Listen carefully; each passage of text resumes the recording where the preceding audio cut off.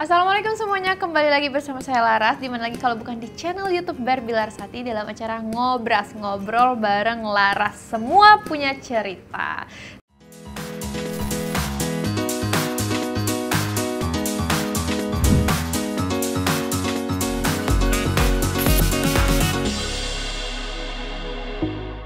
Nah, cerita yang kita angkat di sini adalah cerita yang viral, fenomenal, cerita yang lagi hits, cerita yang relate sama kehidupan sehari-hari kalian semuanya, sama kehidupan netizen di rumah. Dan kali ini kita mau mengangkat tentang bullying.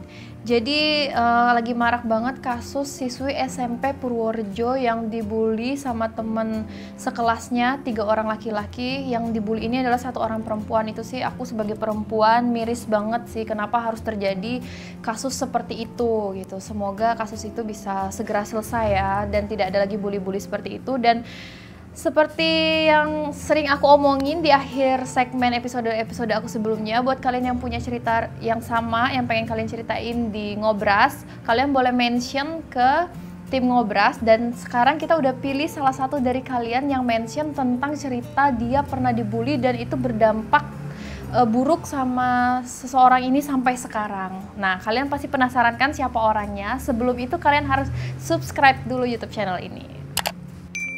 Oke, kalau kalian udah subscribe, langsung aja kita ke narasumber kita, yaitu Gali, bukan Ginanjar.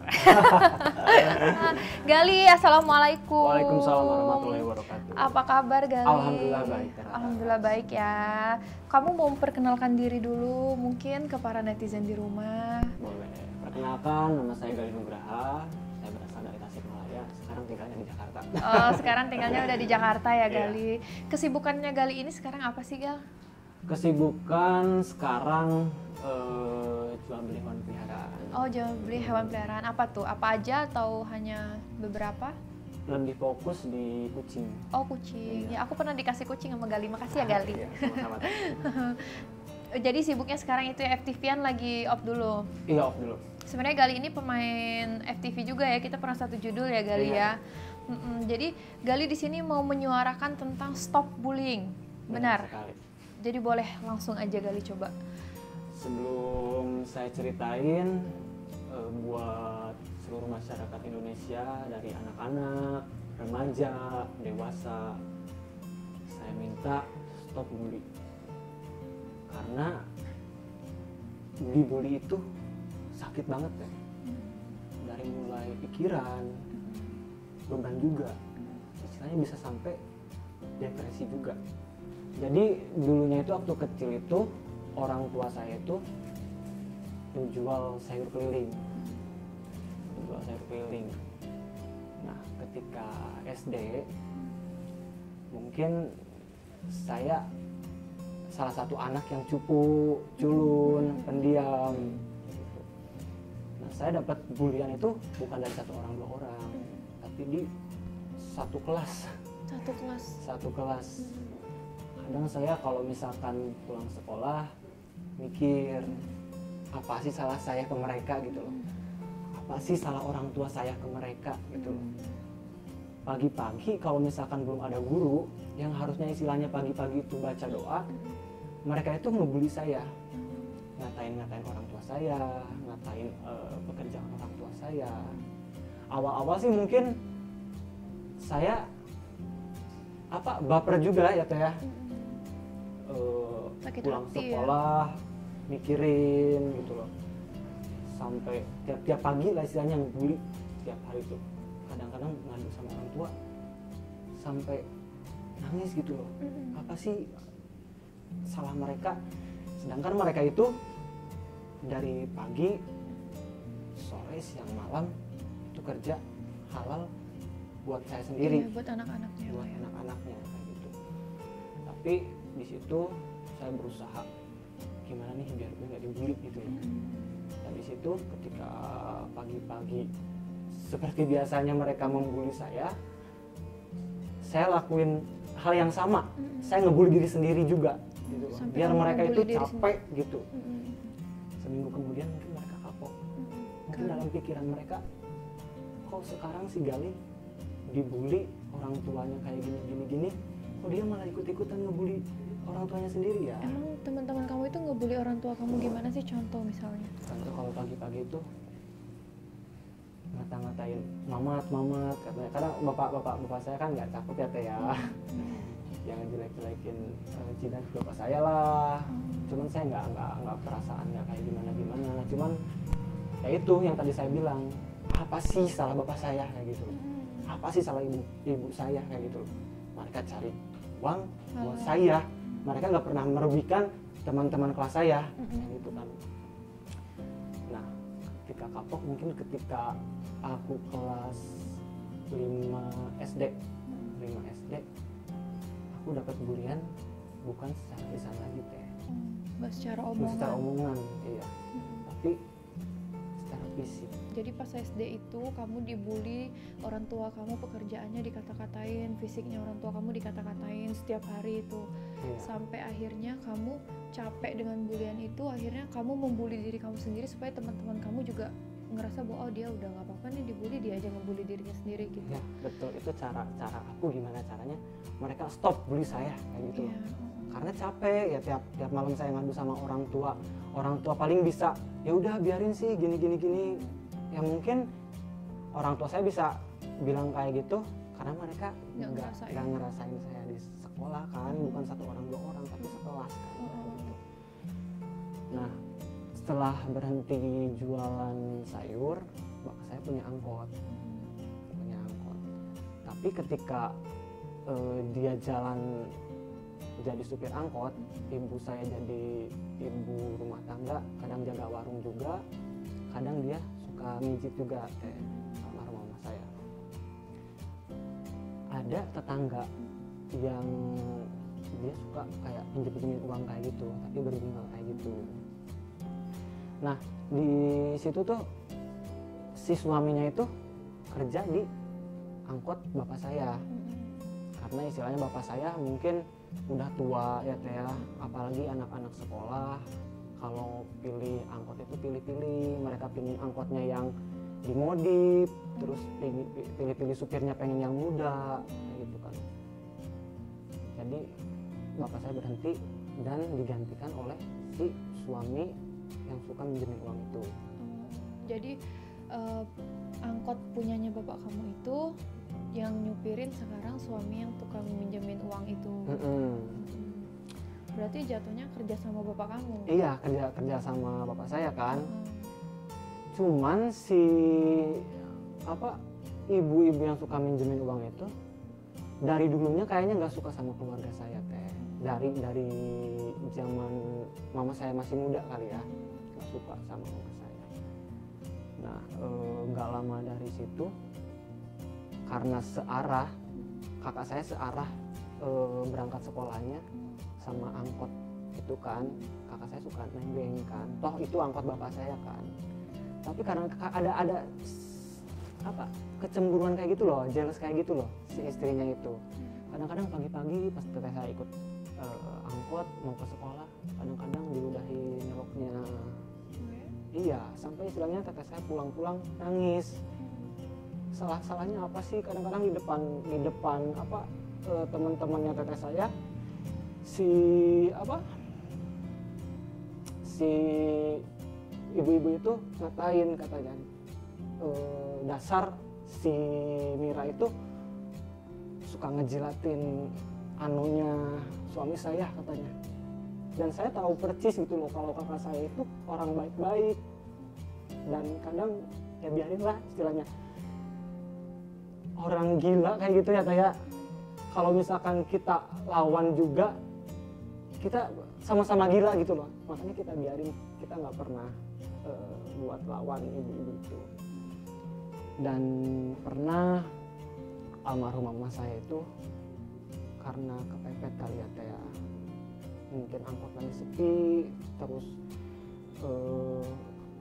pinjem ke saudara nggak dapet, akhirnya almarhum mama saya terpaksa pinjem uang ke dia, dikasih itu pagi-pagi dan nggak sampai 24 jam sorenya dibalikin lagi karena siangnya bilang ke bapak marah, nggak boleh lah pinjem kayak gituan katanya. Mungkin di situ ada ketidakterimaan kayaknya ya teh ya. Mungkin walaupun 1 jam atau 2 jam yang namanya udah pinjam harus ada bunganya, mungkin istilahnya dibilang kayak apa sih gitu, dianggapnya kayak gitu kan. Nah gak lama dari situ aku kan 3 bersaudara teh, ada teteh, ada aku, ada adik. Nah, pada saat aku kelas 5 SD aku disuruh buat jagain adik sama almarhum mama, karena mama beres-beres sama nyuci baju. Aku asuhlah adik aku tuh keluar rumah kan, masih di sekitaran rumah juga, di depan rumah. Aku bawa yang namanya nggak sengaja kan, aku lihat karena di depan rumah aku juga banyak anak-anak kecil kayak gitu kan, lagi main juga. Aku bawa adik aku ke situ dan nggak sengaja aku lihat si ibu-ibu itu lagi berantem sama suaminya. Aku asuh adik aku di dalam gang tikus kayak gitu teh. Aku asuh adik aku, tiba-tiba nggak lama kemudian adik aku jalan, umur 3 tahun, dia jalannya belum terlalu lancar, kadang-kadang jatuh. Dia jalan ke arah jalan yang agak gedean, aku ambil, tiba-tiba si ibu-ibu itu udah berkelahi sama suaminya, udah dia ngambil batu, tapi aku udah firasat, kok dia ngambil batu, ada apa sih kayak gitu kan. Gak lama dari situ dia ngejar aku teh, dan si batunya itu dilempar ke aku, dan aku langsung masuk ke gang. Di gang ternyata aku kejar, aku ditarik baju aku dipukul di gang. Itu nggak ada yang lihat? Nggak, ibu-ibunya lagi pada di dalam rumah. Aku dipukul-pukul di dalam gang, aku teriak-teriak sampai nangis karena sakit kan. Pokoknya dalam pikiran aku gimana caranya aku nyelamatin adik aku. Di situ aku pokoknya bener-bener nangis, terus kesakitan juga. Kamu nggak teriak? Aku teriak. Terus nggak ada yang keluar nolongin? Nggak ada, cuman ibu-ibu itu. Gak lama di situ ibu-ibunya baru buka, baru aku masuk. Ibu-ibu nanya, ini kenapa katanya. Ya, aku nggak tahu, tiba-tiba aku dipukul kan, tiba-tiba aku dilempar batu kan, kayak gitu kan. Tapi ada teman aku yang bilang ke ibu aku, barulah ibu aku nyamperin. Kalau untuk fisik, apalagi kena ke anak, pasti nggak terima dong, yang namanya orang tua kan. Sampai langsung pada malam itu juga aku kebawa mimpi, sampai ngigo minta ampun kayak gitu kan, kan itu aku nggak punya salah kayak gini kan. Dan traumanya itu berlarut-larut ya, sampai dari kejadian itu sampai kelas 3 SMP hampir setiap hari kebawa mimpi terus, minta ampun lah, terus aku maaf sampai pernah istilahnya kayak sujud-sujud gitu ke dia lah. Oh gitu, di mimpi kamu? Di mimpi aku tuh kadang kalau misalkan di mimpinya dia berantem sama mama aku yang narik mama aku kayak gitu. Dan dia punya anak satu sekolah sama aku tapi beda kelas. Ketika aku upacara, karena anaknya jarang sekolah, dia ada ke sekolah. Ngelihat dia tuh gila, sumpah takut gitu loh, langsung kayak panas dingin kayak gitu. Itu yang aku alamin. Terus kalau lihat orang yang berantem, orang lain yang berantem, kok aku yang takut, aku yang deg-degan kayak gitu loh. Sampai kamu dewasa, kamu ada dibully nggak? Masih ada dibully nggak? Kalau sekarang itu karena istilahnya aku udah ini ya teh ya, nyampe lah keinginan almarhum mama aku terjun di entertain istilahnya, agak terwujud ya teh ya, walaupun belum total istilahnya. Mereka yang ada istilahnya kadang waktu SMA kelas 3 kan aku juga udah masuk cuman di model. Pernah aku ke Jakarta terus bilang 1 bulan, terus sama guru aku ditanya mana nggak nongol di TV, aku bilang karena ada salah satu stasiun TV yang di Tasik itu belum ketangkep kayak gitu. Aku bilang ada pak jam 12 malam. Sampai satu sekolah aku dibilang sama anak-anak satu sekolahan, dasar si artis tengah peting, tengah malam. Oh gitu, jadi sampai dewasa udah di dunia entertain pun kamu masih dibully gitu ya? Iya. Karena dianggapnya mana nih kamu di TV nggak ada gitu ya? Iya. Yang disayangnya banget itu mulai ada kemajuan kayak gitu. Yang selalu ada sama aku itu almarhum mama kan. Ya sekarang istilahnya kemauan dia aku ikutin, dia udah nggak ada kayak gitu teh. Kadang di situ kayak gimana ya, karena bener-bener dia terinspirasi dari artis Tasik juga, Kak Indra Bruggman. Kamu bisa jadi kayak Kak Indra Bruggman gini-gini. Ya mah mungkin bukan rezekinya aku ketika ada almarhum mama kan, kayak gitu. Insya Allah lah kayak niat aku pasti pengen bahagiain yang masih ada, terutama bapak. Bapak masih ada tapi. Dulunya bapak juga nggak, kalau bapak bertolak belakang sama almarhum mama, dia nggak terlalu ngizinin aku di dunia entertain kayak gitu. Kalau aku pernah bilang ke bapak, aku pengen nih, siapa tahu aku jadi, kata aku tuh ya. Nggak tahu aku jadinya tahun berapa, yang penting niat aku baik, kata aku tuh. Insya Allah aku bisa, kata aku tuh, naikin bapak ke tanah suci. Karena kalau aku pribadi ya teh ya, karena belum terlalu rajin juga kan. Kalau bapak itu udah bener-bener rajin ibadahnya, makanya aku belum berani. Ketika aku punya rezeki pun lebih baik aku memberangkatkan bapak aku dulu kayak gitu. Iya, ngerti banget aku. Jadi teman-teman di rumah nih, dari ceritanya Gali tadi bahwa bully itu tuh bisa berdampak panjang loh gitu. Sampai dia dewasa pun dia masih merasakan trauma-trauma tentang bully dia yang zaman dulu gitu loh. Jadi please deh, pokoknya teman-teman di rumah, adik-adik, kakak-kakak, semuanya stop yuk bully yuk. Kita sesama manusia harus saling mencintai dong. Jangan saling menyakiti lah ya. Kita masuk ke segmen games. Jikalau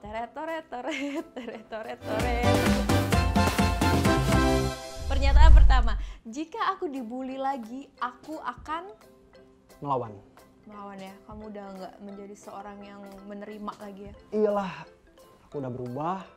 Dulu yang cupu, dulu yang culun.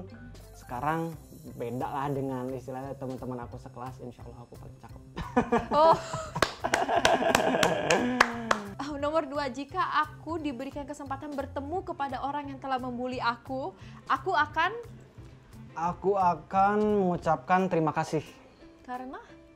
Terima kasih dulu sudah membuli aku, karena berkat bulian kalian sekarang aku banyak kemajuan. Oke, nomor 3, jika aku diberi kekuatan untuk menghapus sesuatu dalam ingatan aku akan melupakan bagian yang aku dibully secara fisik. Oh, yang kamu dipukul? Iya, yang dipukul. Pakai batu itu ya? Iya. Karena itu benar-benar berlarut-larut, sampai sekarang pun masih ada aja mimpinya, pengennya hilang kayak gitu, tapi nggak bisa kayak gitu. Kalau boleh nawar sama Allah, ya Allah hilangin deh masa lalu aku kayak gitu. Lupa ya yang buruk-buruk. Oke. Jika aku bisa memilih menjadi seseorang, aku akan menjadi seperti orang yang bermanfaat kayaknya ya Teh. Oke, maksudnya? Ya yang berguna bagi semua orang. Bagi nusa dan bangsa. Bagi nusa dan bangsa. Pokoknya dalam hal yang positif. Ya maksudnya memang sebaik-baiknya manusia adalah manusia yang bermanfaat bagi manusia lain. Benar? Ya, seperti itu Gali. Terima kasih Gali sudah berbagi cerita di Ngobras, ngobrol bareng Lara. Sudah memberikan kisah-kisah kamu yang insya Allah kita bakal petik baiknya, buruknya kita buang, yang tentang bulinya kita buang. Tapi aku doain semoga kamu udah nggak pernah dibully lagi. Amin. Semoga trauma-trauma kamu tentang dibully dulu udah setelah pulang dari sini hilang, malam nanti udah nggak mimpin itu lagi tapi mimpiin yang indah-indah. Amin. Ya kan, sekali lagi sukses ya Gali. Iya, terima kasih Kak Laras sudah undang aku ke sini. Iya, sama-sama Gali. Kita lupakan tentang bully. Buat teman-teman kalau masih punya cerita di rumah yang relate sama kehidupan kalian sehari-hari dan pengen kalian obrolin, pengen kalian ceritain di sini, boleh mention langsung ke Ngobras, ngobrol bareng Laras. Insya Allah akan kita pilih salah satu dari kalian. Sekali lagi terima kasih. Assalamualaikum.